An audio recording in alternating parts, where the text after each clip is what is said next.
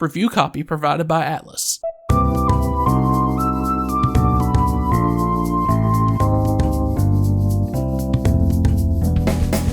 Back in September of 2016, Atlas officially released Persona 5 for the PS4 and the PS3 in Japan, with a worldwide release coming later in 2017. Being a critical and commercial success, Atlas released a new upgraded version of P5 called Persona 5 Royal in Japan in October of 2019, with a worldwide release in March of 2020. Another critical and commercial success, the game was stuck on the PS4 hardware with no signs of jumping ship to the other ecosystems. Over time, Persona 5 Royal became one of the most demanded titles to have a multi-platform release. While the situation got a bit over the top at times, with fans almost harassing Atlas employees to get them to port the game, Atlas finally announced that P5R will be getting a multi-platform release. One of those releases included a Nintendo Switch version. With all the hype behind the port, the question is, how does Persona 5 Royal run on Nintendo Switch's hardware? Is it a flop or is it a triumph? Let's find out. Now, let me clear the air before we start. I'm not reviewing the entire game, that would take forever. I'm reviewing P5R's port on the Nintendo Switch and nothing else.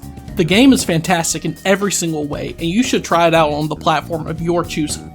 Sit back, relax, and let's get it on. Stop standing around and run! What's with these guys?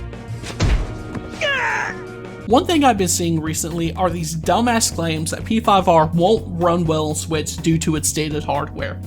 While it's true that the Switch's technology is dated, you have to remember that Persona 5 originally was developed with a PS3 only release in mind. P5R uses the same engine as Persona 5, while still looking a bit better, especially on the PS4 Pro, essentially being an upgraded PS3 game.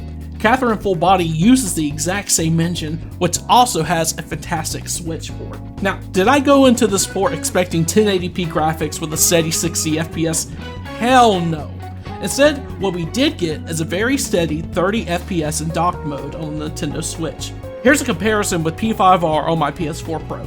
As you can see, the game runs at a very steady 30 FPS on PS4 Pro. The only noticeable hitches and dips is probably because of the dynamic 1440p resolution that the game is rendered at. When you compare this with the Switch version in docked mode, it runs extremely similarly, a pretty steady 30 FPS all in all. But that's just the docked side of things for the Switch. How does handheld mode fare? Well, unfortunately, I couldn't get any direct footage of the handheld mode since it requires internal capture cards or modding of your console.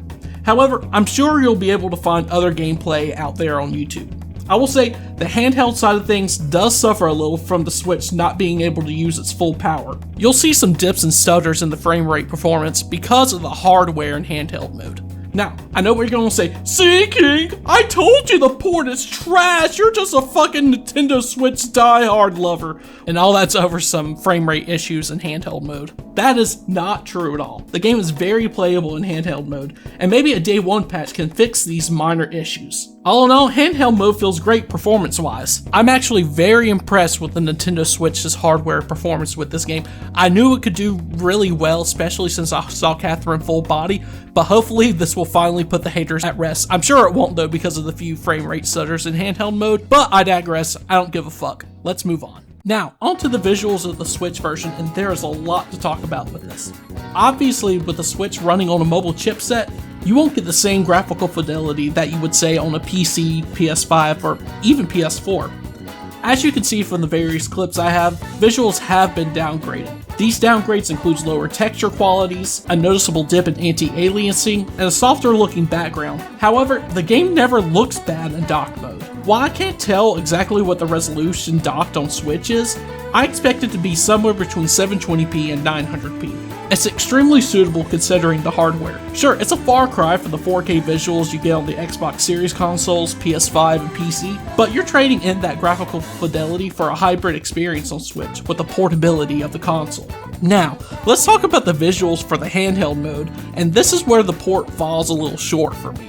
As I said, the game doesn't look bad in dock mode. However, I can't say the game looks great on handheld mode either. Even with an OLED screen on my Switch, the game looks a bit soft with an obvious dip to a sub 720p resolution, probably around 540p. There could be some blurriness in the background, and while not too distracting on the Switch's smaller screen, it can be noticeable at times. However, where the visuals excels for the Switch port in both docked and handheld mode is the UI and the menus. The user interface looks absolutely gorgeous on the Switch, especially on the OLED Switch's screen.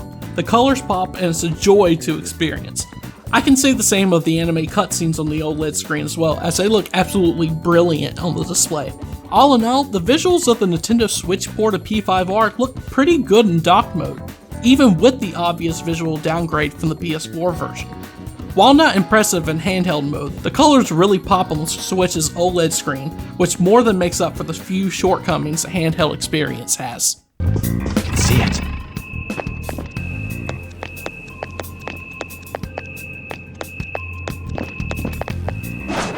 After all the hype behind the Switch version of Persona 5 Royal, I'm happy to report that Sega's team produced an excellent port of the game on the Nintendo Switch's aging hardware.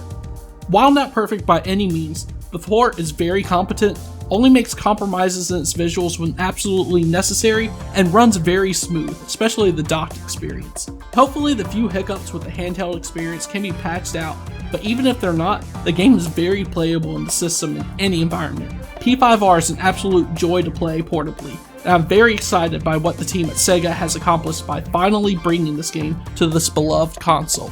And that is my review of Persona 5 Royal for the Nintendo Switch. I hope you guys enjoyed my review.